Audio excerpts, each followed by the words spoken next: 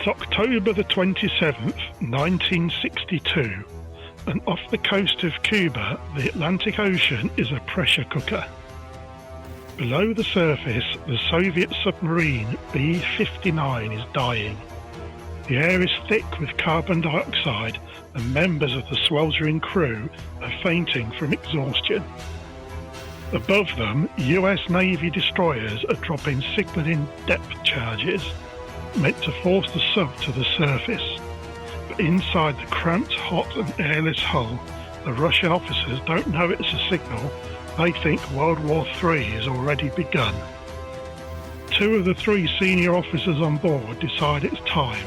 They authorise that a 10-kiloton nuclear torpedo be launched at the American fleet, a move guaranteed to obliterate the globe in a nuclear war. But there was a third man, a man who kept his calm, a man who is easily the most important person you've never heard of. I'm Steve, he's Neil, and this is Honourable Mentions, Ski.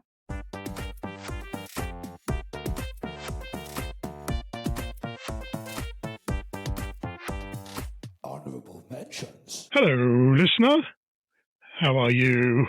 Welcome to today's episode where we delve deep into what could have been the end of the world. And you're thinking, well, it might as well be the end of the world without him here. Well, let's see if we can get him, shall we? The Prince of Podcasts himself, Mr. Razzmatazz, the conjurer of the quiche. Let's see if we can get him down from his ivory tower, listener. All together now. Hello, Neil. Stop it. That's enough autographs. No more. 150 is enough. Hello, Steve. How are you?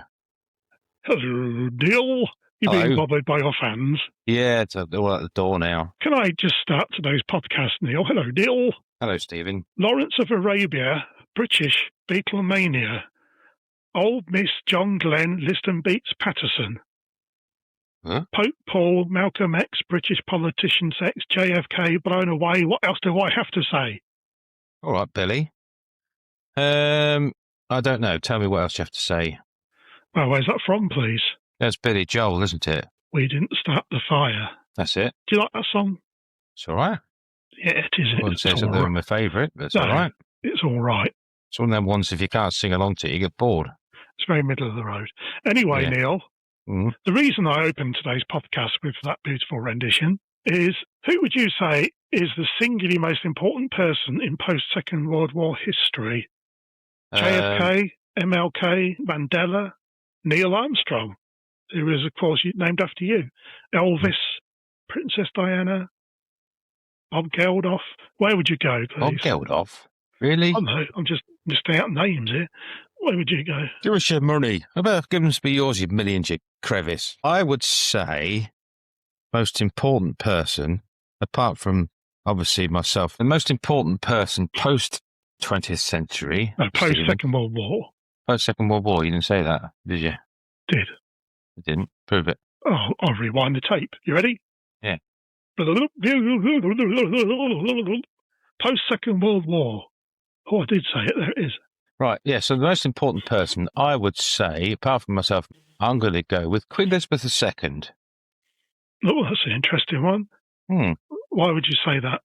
Because of what she did within the Commonwealth. Which was? Oh, okay. Well, not her then. I should say Rowan Atkinson. Mr. Bean. Yeah. Blackadder. Yeah. And why are you saying that, please? Because he's funny. Okay. It can make me laugh. They're important. You're not going to say Vasily Alexandrovich Arkhipov. You can't either. Vasily Alexandrovich Arkhipov. There you go. Vasily, whatever his name is. I don't know, because I don't know who he is, please. I'm going to say he is the singularly most important person in post-Second World War history. Really? You obviously just said it, so you can say it because you did say it. I can say it, and I did say it, didn't I? I stuck my neck right out there. And you say that post means afterwards. Yes, not as in sticking something through your door. Yeah. Mm-hmm. Or the mail, as they would say in America. Yeah. Vasily what it is I'm talking about, was born on the 30th of January, 1926. 1926. Just before 7:30. So if he was alive today, he'd be 100. Yes, See how I did that? I did. You used what we call mathematics. Yes. You're welcome. He was born into a peasant family in the town of Strayakup Avna. Oh, yeah, it's this nice place, that. Strayakup Avna Vodka. See? And that's Russian for... What your village name is. Oh, well, there you go. That's why I keep you around. It's 23 kilometres or 14 miles east of Moscow, or Moscow. Moscow. Moscow, if you're an American. By all accounts, he was a bright kid, despite his impoverished background, and was educated in the Pacific Higher Naval School, and went on to participate in the Soviet-Japanese War of August 1945, serving aboard a minesweeper. Wow. Was that when they go around and say, that's mine? Yes. Anything that belonged to them, they went to sweat. Like when you go around after a concert's been on, you can pick up some coins, or a fair's been around, you think, well, that's mine, there's a pound. Like that, that's mine. You're ready for this. You're ready for the clang. Go on. When I watched the Sydney Swans versus the Great Western Sydney Giants in the Sydney Cricket Ground in Australia, Lang. I left my sunglasses behind, and they were prescription sunglasses as well. You're an idiot. I left them, and when I phoned them up afterwards, they said they hadn't found them, and no one handed them in. Right. That's just a little tale of things being left behind that a minesweeper would have picked up on. What do you know about the Soviet-Japanese War, Neil, please? It was between Russia and Japan. Well, it wasn't, was it? I don't know. It nearly was, but it's the Soviet-Japanese War, so it would have been between Japan and the Soviet Union. Oh, done. Yes. So Russia is what we currently would call Russia, but the Soviet Union, of course, encompassed, if I could use that word, lots of other modern-day countries.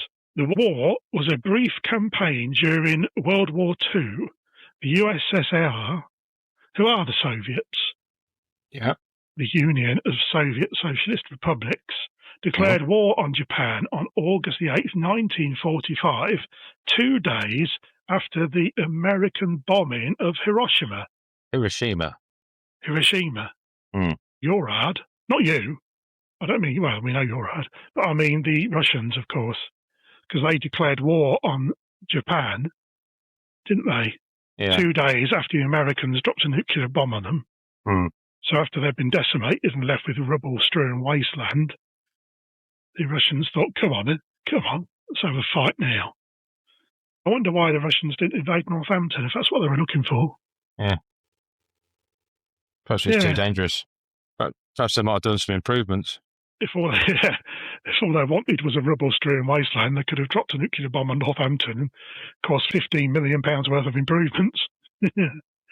On August the 9th, over 1.5 million Soviet troops launched a massive invasion on Japanese territories. The speed and success of the offensive, along with the atomic bombings, which were carried out by the Americans, of course. Yeah, the US of A. Enola Gay. Enola Gay. Did you just call me? Enola Gay. Yes, that's a song by Orchestral Manoeuvres in the Dark. That was the name of the plane, wasn't it, that dropped the first bomb? Yes. The speed and success of the offensive, along with the atomic bombings, were decisive factors in Japan's decision to surrender on August 15th, 1945, effectively ending the war. After the war, Vasily transferred to the Caspian Higher Naval School, graduating in 1947, to serve in the submarine service aboard ships in the Black Sea, Northern and Baltic fleets. That'd be difficult in the Black Sea, wouldn't it? Yeah, the visibility would be quite low, wouldn't it? Yeah, terrible. You'd be better off going into the clear sea. He was known to be shy and a humble man. Also like yourself, must be shy and humble. Yeah, absolutely, yeah. Although he was the archetypal dark and handsome, bit like me. So there's got to be a both of us in there, with a Hollywood square jaw and James Bond looks. Which James Bond? I beg your pardon? Which James Bond? They all look different. They all did For look instance, different. 'cause- Daniel Craig was blonde-haired and a big pouty mouth, and Sean Connery was dark hair with dark eyes and Scottish. and Scottish. Yes, but they were all different I people. find this Swedish strangely attractive. That's my impression. That's very good. Thank Didn't know you could speak Scottish, James Yeah. Bondy as well. Strangely attractive. He married Olga, this is Vasily, not Sean Connery, in 1952, Mm. and they remained together until his death. Mm-hmm. So you've already 1953. observed, Neil, that he would be 100 if he was still alive today. Yes, I And did obviously- observe that. He obviously isn't. Otherwise, we wouldn't be talking about them staying together until his death. 'Cause Okay. He must have had his death, so which I take to mean that he's died. Yeah. Yeah, we've got proof of that. We'll find out as we go on, shall we? Yeah, please. In 1961, Mm. so at the age of 35, Mhm. Vasily was made deputy commander of a brand new ballistic missile submarine, the K-19. So he's just the commander of one submarine. Imagine being the commander of a brand new ballistic missile submarine Mm. was quite a responsible job. Do you think? I'd think so, because it was among the first of a Hotel class of Soviet submarines armed with nuclear weapons. Wow, jigger me. What's that you say, Neil? What's Hotel class? What does that mean? What's hotel class, please? What does that mean? I didn't really want to say it, but you just made me. Hotel class, Neil, that's a good Mhm. question. I'm glad you asked it. Mm. Hotel class was a NATO name given to submarines unique to the Soviet Navy that were powered by twin nuclear reactors and capable of firing missiles. It's all in the So why name, can't you isn't just it? call it? Yeah, why can't you just call it Hotel. a nuclear submarine? When's the last time you stayed in a hotel that wasn't powered by twin nuclear reactors and capable of firing missiles? I can't remember. No, they all do it. So, Mm. hotel's the obvious name, I'd have said. Mm. Hotel class doesn't sound so bad, though, does it? Well, apart from the suppose. shooty bits. Pardon the shooty piss, but then you wouldn't get a complimentary breakfast, or would you? I don't know. That's probably why it was called hotel as well. You probably did get a complimentary breakfast, Yeah, and you got- continental or English. free parking. Yeah, service parking and free Wi-Fi. That's probably what it was the Wi-Fi. I digress. Go on then. I'm not going to ask which colour because it'll be purple.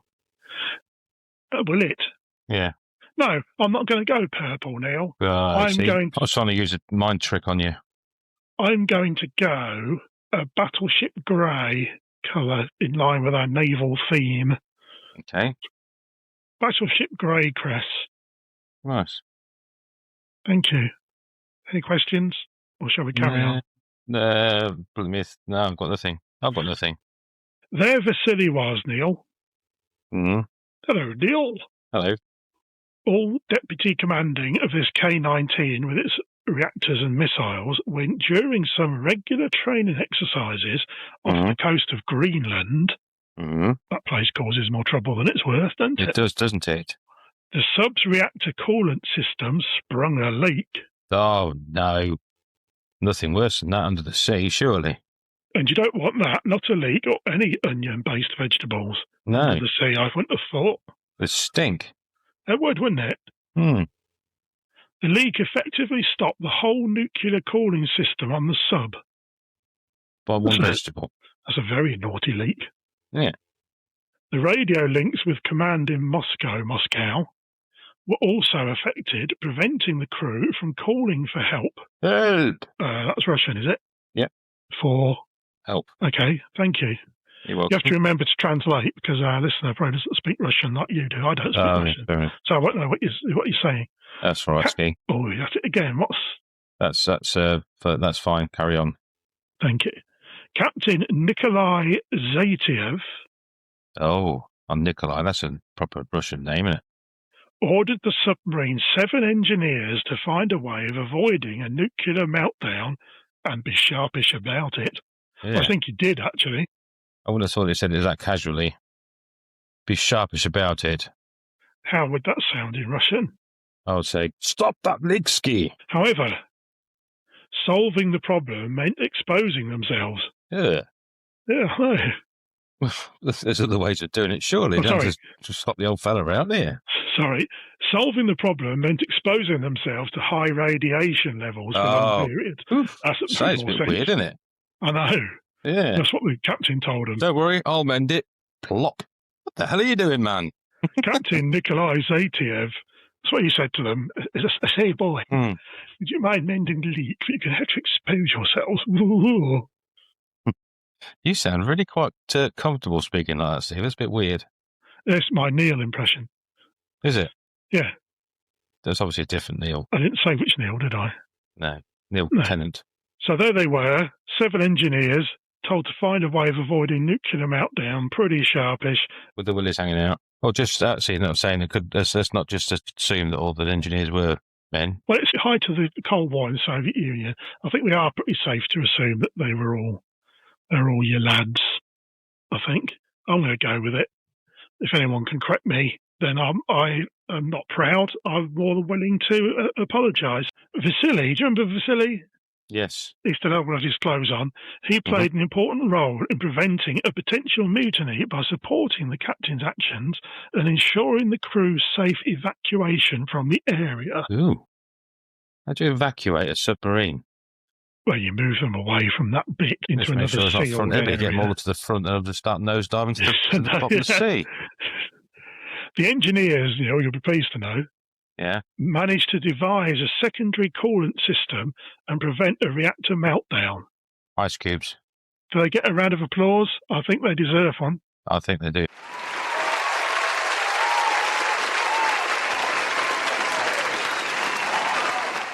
But everyone, including Vasily, had been significantly exposed to radiation. And we know from one of our former podcasts that somebody had radiation and his jaw dropped off. In fact, Neil, within a month of the incident, all 7 engineers and their divisional officer had died of radiation exposure.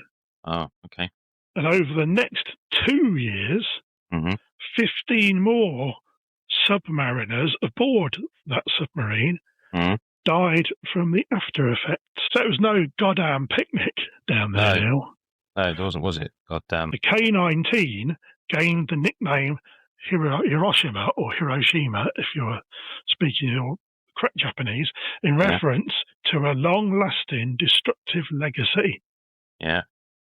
They know how to enjoy a laugh, those Soviets. They do, don't they? Hey? Yeah. But the long winter evenings must fly by in that place. But they had stand-up comedians in Moscow coming out with that one. You go up and go, Americans, yeah? Ski? And they went, ha, ha, ha, ha, ha, ha, ha. That was it. Why would they laugh? Because what did that Russian say? The Americans, hey. Oh, yeah. Yeah. That was it. I'm with you now. I'm with you. Now, Neil. Hello, Yes, Neil. please. Hello. What if I told you all I have said just now, everything I've said before, what I'm saying now at this point here now, everything was just something to whet your appetite for the main event. I like a wet appetite. An extraordinary story, which is what I'm going to say about now. Okay. Don't let me hold you up. What do you know about the Cuban Missile Crisis, please, Neil? Go. Nothing. I was just going to drink my water then. I was hoping you could tell me about the Cuban Missile Crisis. Right, the Cuban Missile Crisis was a missile crisis that happened around Cuba. Strangely accurate. Thank you. The Cuban Missile Crisis was a 13-day confrontation in October 1962 between the USA and the Soviet Union, erstwhile the USSR. Right. Where were you, please, Neil? What's your alibi? 1962? Yeah. Wasn't born. After a US spy plane spotted Soviet nuclear missile sites in Cuba, Sure you want big cigars? President Kennedy, you heard of him? He's the one that got shot. Imposed a naval blockade to prevent more missiles from arriving, and the crisis only ended when the Soviets agreed to remove the missiles in exchange for an American promise not to invade Cuba. So he stuck a plaster over his belly button and that'll do it all, did it? A naval blockade. Is that where you're coming from there, Neil? Yeah, that's what I've got. That's what I'm getting from it anyway. Okay. Neither side has been applying elastoplasts to their belly buttons. A naval blockade means that naval ships, because in navies they have ships, right? And those naval ships have been blockading certain areas. In this case here, blockading Cuba, so that other missiles could not be brought into Cuba. You see? Do you see? I see now. Yeah, sorry. That's where their plans were. All right, okay. I wonder what they kept saying there was naval blockades. I kept thinking, is that something you can get from Amazon? And also, they definitely weren't just very big cigars, because the Soviets agreed to remove the missiles. So they were fessing up at that point, weren't they? Okay. Yeah. So, shall we carry on? Is that all? Yes, I think I've got that now. Thank you. On the 27th of October 1962, at the height of the crisis... Right. Was that on top of a mountain or something? No, this is, again, you're being very literal here now. At the height of the crisis means as the crisis itself was percolating along quite nicely, and it's just getting to a rolling boil.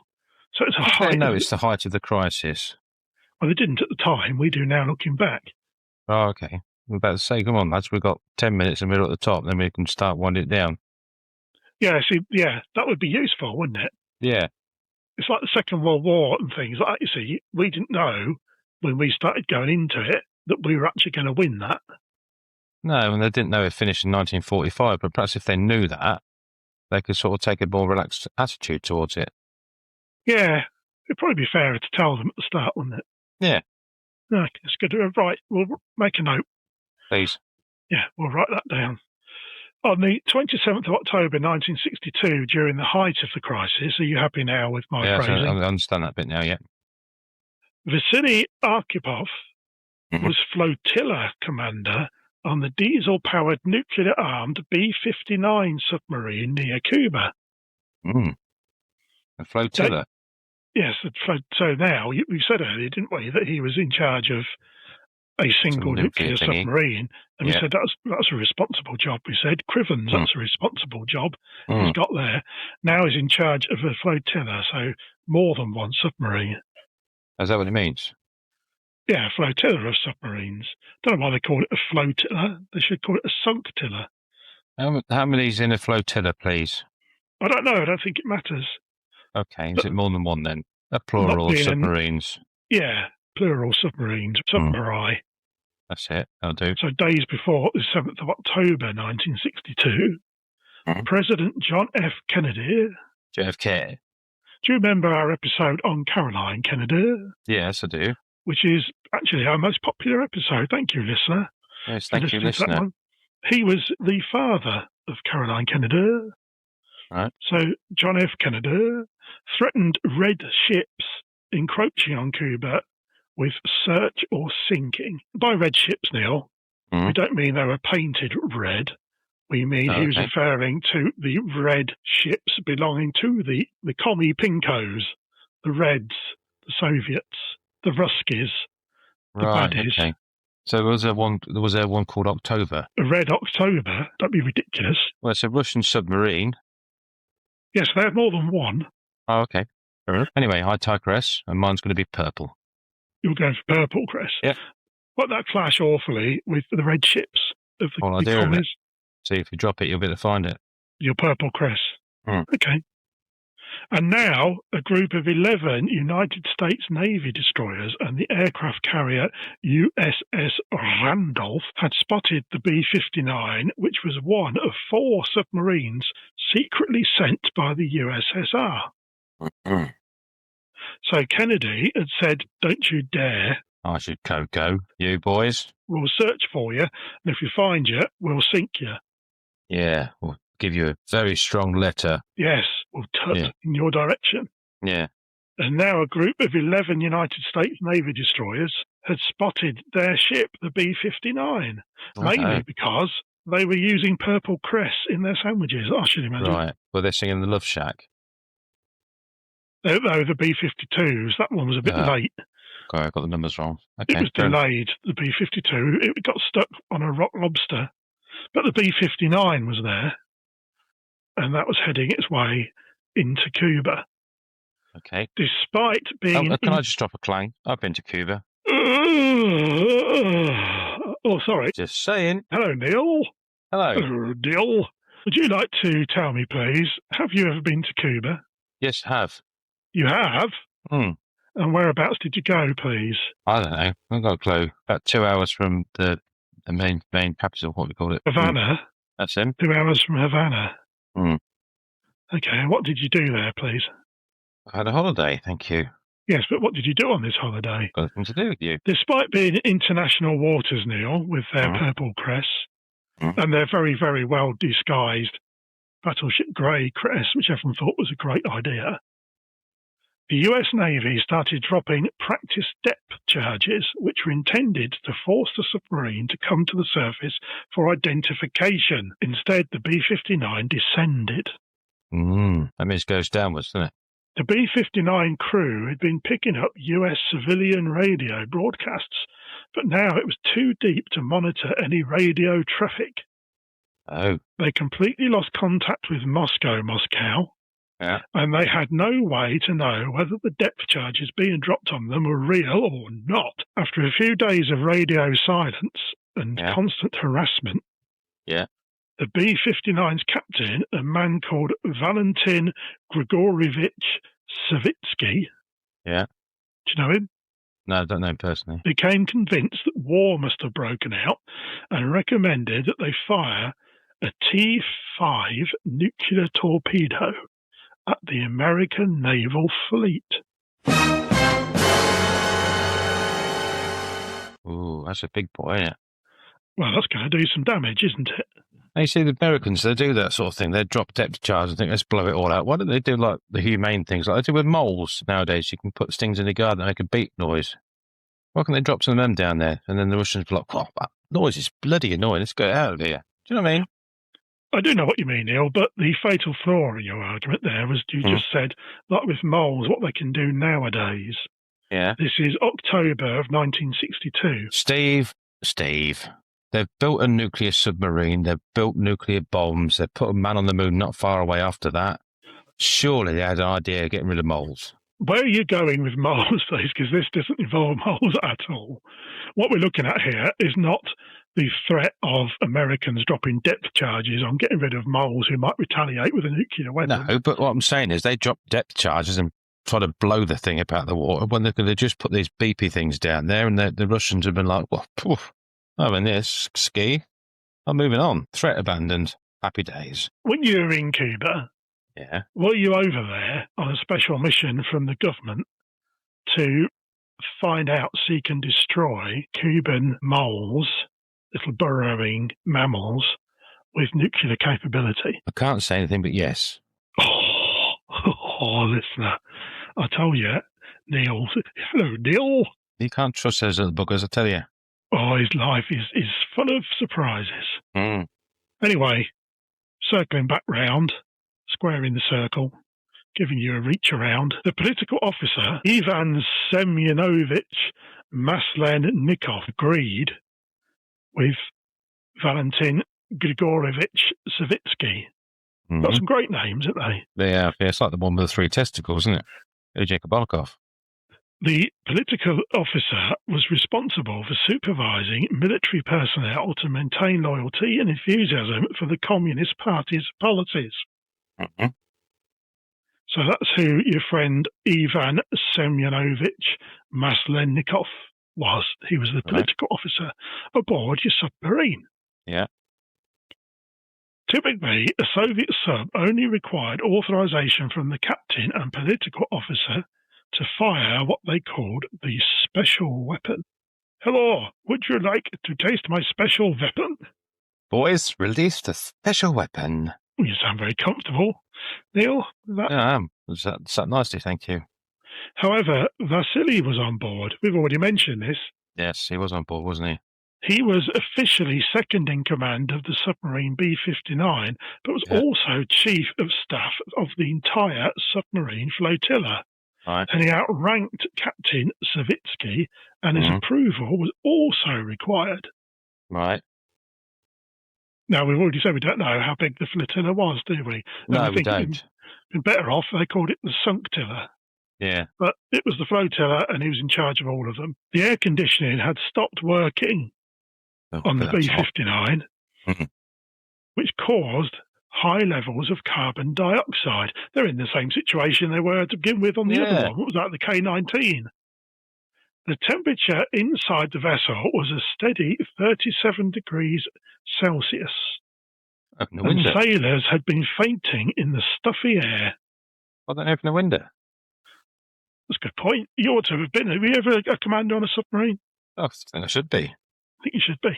Yeah. All very apt for the heated row that erupted between the three men. Ooh. So that was a bit hot in there, wasn't it? I went to the electrical store yesterday, and there was a couple in there having an argument about a microwave oven.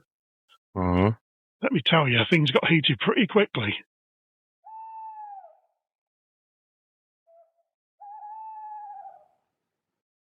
Okie dokie. We know from witness testimony. Witness? Yeah, witness in Lancashire. For some reason, people in witness in Lancashire had a clear view of what was going on inside that submarine. Yeah, I can see what's going on over here, lad. Looking at the submarine. All right. We know also from witness testimony, which must have been the people in witness, that Vasily was sure that the US tactic was to force the submarine to surface rather than destroy it. Yeah. But Savitsky and Maslenikov were convinced they were under attack and needed to retaliate. At the White House, President Kennedy's brother Robert, or Bobby Kennedy, again also mentioned in our Caroline Kennedy episode, described how JFK also worried the depth charges would provoke the Soviets into a nuclear strike. Robert said, "Those few minutes were the time of greatest worry to the president." I can imagine there would be. Right up until the crack from the book depository in Dealey Plaza. Whatever was said between the three men, ultimately Vasily won the argument. They must have done rock, paper, scissors or something. Do you think they did? Yeah. It's the only way you can solve arguments, isn't it? They were Russian, and there was three of them. He could have stacked them all inside one another until he was the only one left. Yeah, could have done that as well, yeah. I want to go with rock, paper, scissors. We just don't know now. No. Whatever was said between the three men, ultimately Vasily won the argument. The nuclear missile was not fired. They probably finished off with, well, I put it to you that you stink of poo. And that's what won out. They were like, oh, you got me on that one. Drop. Yeah. The B-59 rose to the surface where it was greeted by 11 US destroyers. But the Americans did not board or search the sub. No, they probably tried to eat it, so it was a sub. Got disappointed there's no meatballs in it. Instead, they strafed it with warning shots. Strafed it? Oh, bloody hell. Strafed it. They strafed it with warning shots and, 1 to 3 seconds before the start of fire, turned on powerful searchlights that temporarily blinded people on the bridge. Well, people doing on the bridge? They're watching, I suppose. What do you think old Vasily was thinking here when he's convinced his other two officers that it's all right, they're not going to get us to be met by 11 destroyers who turn on their blinding lights and then start shooting at you. Start coming across their bow. Doing what? That's what they said, we should come across their bow. Dirty boy. I don't think they did that sort of thing. Oh, okay. It's disgusting. Wash your mouth out. In fact, the Americans would not know for sure that the submarines had nuclear weapons until half a century later. Took them a long while to get on board, didn't it? Half a century later, Neil, the Soviet archives were opened. Ooh. One of the destroyers made contact with the B-59 and instructed it to return to the Soviet Union. This wasn't half a century later, because otherwise that was a bit of a waste of time. Yeah, it was a long time for a message, wasn't it? So what we're saying here is they weren't aware at the time that one of the destroyers made contact with it and instructed it to return to the Soviet Union. On your way, go on, shoo. Yeah, you've gone with you pesky kids. Yes, you impotent fool. Immediately, upon return, many crew members were faced with disgrace from their superiors. Were they? This is the Russians. Oh, okay. The Americans weren't there, the ticker tape parade, and everyone going, woo, woo, and they give them high fives. Yeah, well, they should do for everything in America. Woo, Dax, get shooting, man. Yeah. Yeah. Oh, he sneezed. Woo! He sneezed. Good man. Woo! Great sneeze. Where you learn to shoot like that, at the range or at primary schools. When he heard that the Soviet submarines had been located by the US, the acting Soviet defense minister, Marshal Andrei Grechko, held the drinking glass on the desk in front of him and smashed it into small pieces. Why? Because he was jolly cross. Oh, okay. Grechko was enraged, you see. Yeah, okay, yeah. The crew had confirmed their presence. Oh, that's nice. They've got something for when they get back. No, the crew didn't confirm their presence to him. They hadn't been shopping. Duty free and stuff. Grechko was enraged. The crew had confirmed their presence. So what he was enraged with is that the crew of the B-59 had shown their hand so not to the like Americans. They came back with other things, but they didn't give him the big Toblerone that he asked for. No. Oh, okay. Well, he did get in the big Toblerone that he asked for. Yeah.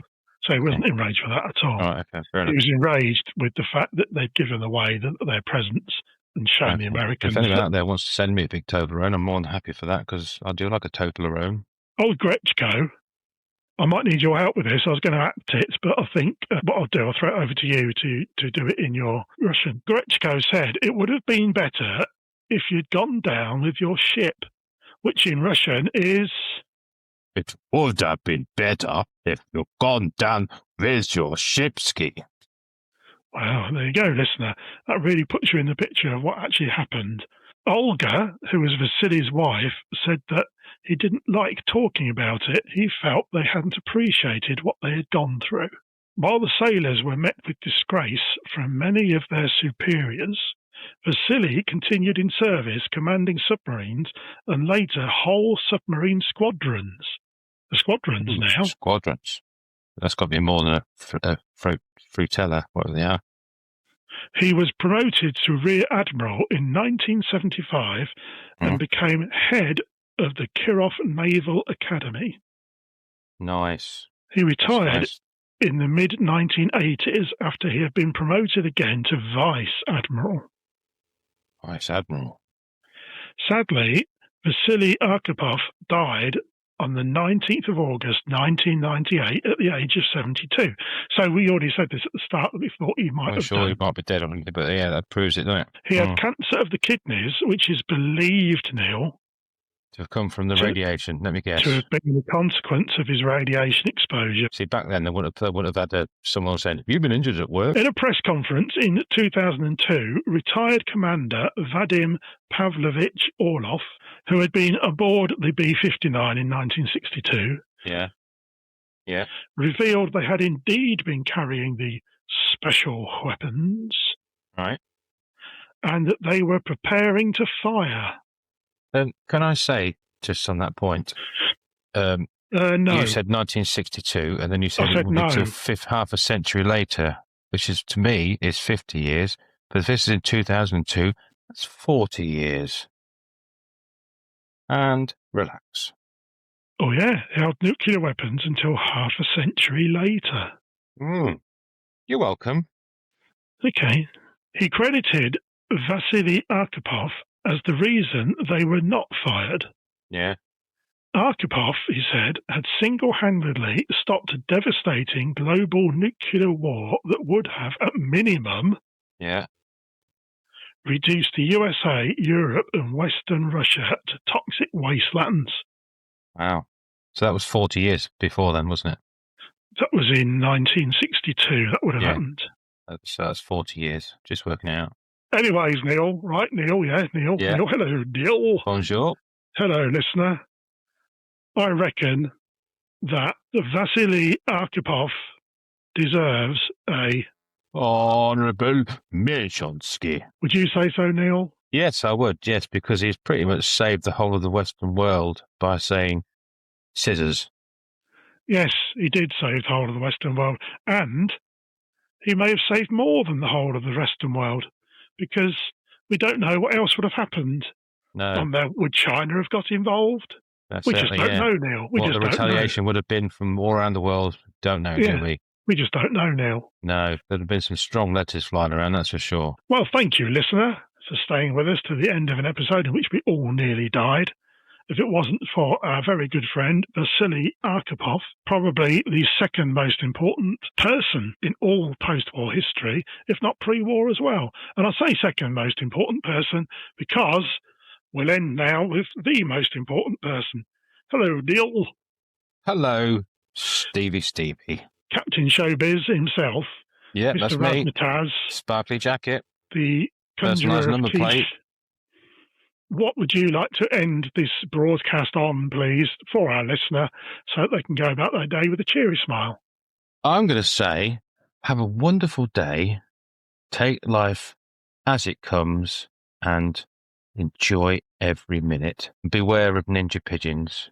And, listener, if you want to contact us for whatever reason, you probably don't, but if you're already still here and haven't switched off already, you can get us on honourablementionspod@gmail.com or on social media at Facebook. We're on Reddit, we're on TikTok, we're on your YouTube.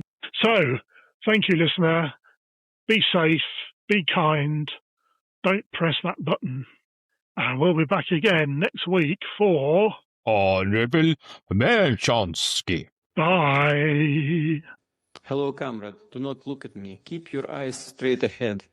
In a moment, I will move away from this bench and place the paper wrapping from this delicious meatball sub into that litter bin. Precisely 5 minutes after I depart, you will retrieve the paper wrapping and place it in your pocket.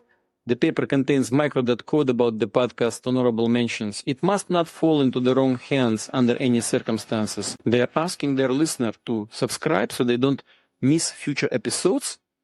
If this happens, more people will hear about the podcast, and the threat to Uncle Vladimir's hilarious chuckle hour is clear. You will take the discarded paper to the embassy, and there you will ask them if they have seen a faded sign by the side of the road that says 15 miles to the Love Shack. They will reply, it's a funky old shack, and I gotta get back. But be careful, comrade. Honorable Mentions has been researched by the one they call Stephen Webb, and it is an Uncover Brothers production. The enemy may try and entice you with talk of a theme tune, written and performed by Pep and the Bandits. Do not be tempted to get the hottest of your hot funk on and listen to them wherever you stream your music.